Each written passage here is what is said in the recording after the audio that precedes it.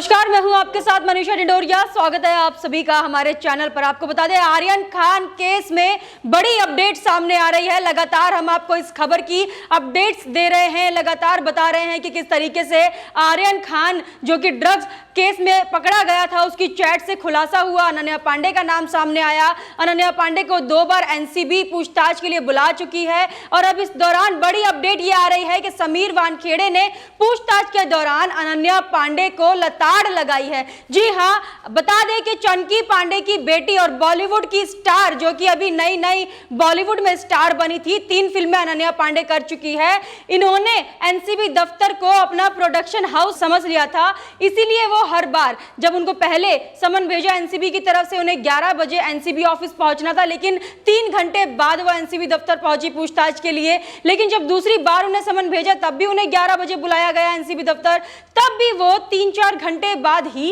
NCB दफ्तर पहुंची। इसके बाद ही समीर वानखेड़े ने जब अनन्या पांडे एनसीबी दफ्तर पहुंची, उनको तुरंत लताड़ लगाई और कहा कि यहां पर जितने भी ऑफिसर हैं वो आपके लिए नहीं बैठे रहेंगे। आपका ये प्रोडक्शन हाउस नहीं है कि आप जब मुंह उठा के और तब आ रही हैं। आपका प्रोडक्शन हाउस में ऐसा होता होगा कि आप लेट आ रही हैं तो उनका काम चल जाता होगा, लेकिन यहां पर हमारे जो ऑफिसर हैं उनके पास बहुत काम होता है, तमाम चीजें उनको करनी होती है, लेकिन आपके इंतजार में वो ऐसे बैठे रहेंगे, ये आगे से नहीं चलेगा। तो एनसीबी ऑफिसर समीर वानखेड़े ने यहां पर सीधा सीधा अनन्या पांडे को ये सबक दे दिया है कि जिस तरीके से आप बड़े बड़े स्टार किड्स अपने आप को मानते हैं और आपके जो नखरे झेलते हैं प्रोडक्शन हाउस वाले, ये एनसीबी का दफ्तर है और ये एक भारतीय एजेंसी है जहां पर आपको कोऑपरेट करना पड़ेगा, और अगर आप समय से नहीं आएंगी तो आपको इसी तरीके से लताड़ भी लगाई जाएगी। तो अनन्या पांडे, जो कि अपने आप को एक बड़ी स्टार समझती हैं, इतने टाइम से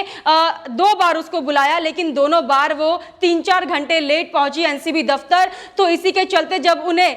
समीर वानखेड़े से लताड़ लगी तो उनको समझ में आ गया होगा कि हाँ, स्टार किड तो हैं, लेकिन इसी के साथ जब अगर कोई केंद्रीय जांच एजेंसी ड्रग मामले में इन जो स्टार किड्स हैं, सो कॉल्ड स्टार किड्स, अगर इन्हें पूछताछ के लिए बुलाती है तो यहाँ पर इनकी मनमानी नहीं चलेगी। यहाँ पर ये लोग अपनी मनमानी करके लेट नहीं पहुंच सकते हैं। ये चीज समीर वानखेड़े ने अनन्या पांडे को सिखा दी। साथ ही आपको बता दें, बड़ी अपडेट ये भी है कि जो अनन्या पांडे एनसीबी की जो पूछताछ उससे हुई थी पहले टाइम में, उस वक्त उसने ये बोला था कि उसने एक भी बार ड्रग्स का सेवन नहीं किया है। अब उसी अनन्या पांडे ने ये कबूला है कि उसने एक बार ड्रग्स लिया था, और इसी के साथ वो एक पैडलर को भी जानती है, जो कि काफी फेमस पैडलर है इन लोगों के गैंग में। ये जो नशेड़ी गैंग है, इनके गैंग में एक फेमस ड्रग पैडलर है जिसको ये जानती है, जिसके संपर्क में है, और उसी के थ्रू ये सब जो स्टार किड्स जिनका ये ग्रुप बना हुआ है इन बच्चों का, इनके लिए ये ड्रग अरेंज करवाती थी। वही चैट आर्यन खान के साथ इनकी मिली,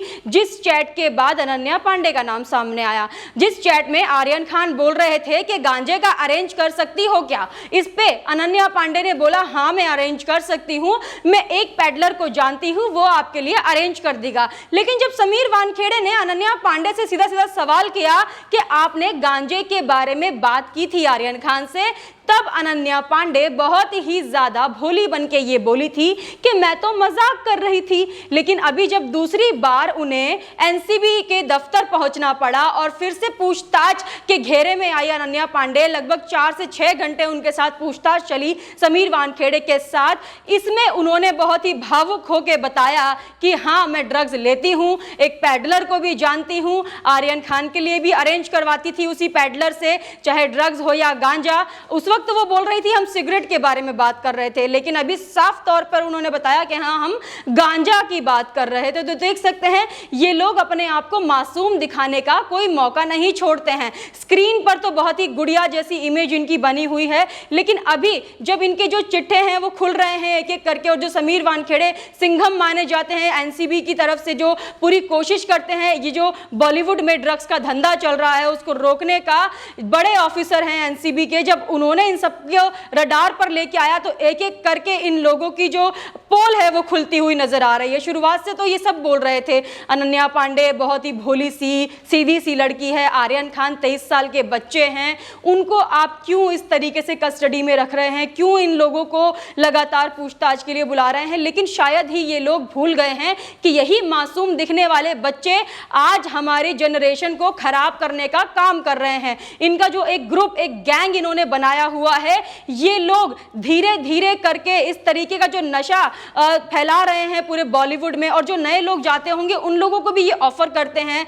उन लोगों को भी फोर्स करते हैं कि ड्रग्स लिया जाना चाहिए। जिस तरीके से नशे का धंधा इन लोगों ने बॉलीवुड में चलाया हुआ है, आपको बता दें कि इनके कॉन्टैक्ट बहुत ही दूर दूर तक हैं। आपको पता होगा कि किस तरीके से आतंकवादी गतिविधियों से हमारा देश जूझ रहा है, और वहीं ये जो सो कॉल्ड स्टार किड्स हैं, ये इन्हीं ड्रग्स के पैसे उन आतंकवादियों तक जाते हैं। जब ये लोग ड्रग्स खरीदते हैं तो हमारे देश में ड्रग्स बेचा जा रहा है और इन स्टार किड्स के द्वारा खरीदा जा रहा है, और उसी पैसे से वो जो आतंकवादी है वो तमाम चीजें खरीदते हैं जिससे वो हमला करते हैं देश पर,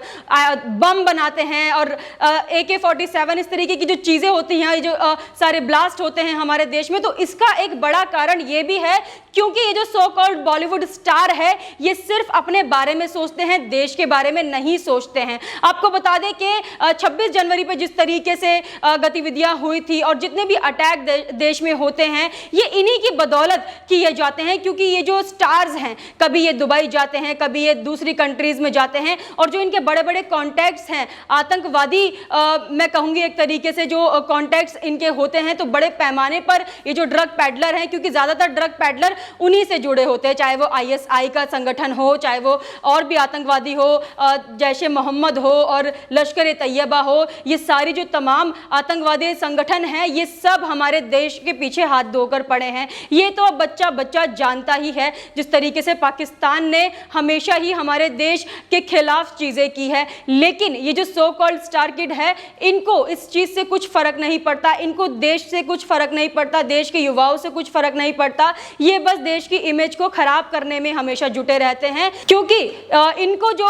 यहाँ पर लाने वाले लोग हैं, जो इनको यहाँ पर बॉलीवुड में जगह देने वाले लोग हैं, उन्होंने भी यही काम किए हैं। उन्होंने भी देश के बारे में ना सोचकर अपना फ़ायदा देखा, चाहे वो आतंकवादियों के साथ कांटेक्ट हो, जो दूसरे देश, जिन देश से हमारे देश की नहीं बनती है और जिन देश के साथ हमारे अच्छे संबंध नहीं है, तो ये सारा पैसा सीधा सीधा इन आतंकवादियों के पास जाता है, और जो कि हमारे देश के लिए एक बड़ा खतरा है, बहुत बड़ा खतरा। ये आतंकवादी संगठन है हमारे देश के लिए, जिनकी मदद ये सभी बॉलीवुड स्टार करते हैं, क्योंकि ये ड्रग्स का सेवन कर रहे हैं, ड्रग्स खरीदते हैं बड़े पैमाने पर, और बॉलीवुड में सप्लाई होता है बहुत ही ज़्यादा, ये ड्रग्स यहाँ पर पाए जाते हैं। तो आप देख सकते हैं अभी ये जो भोले लोग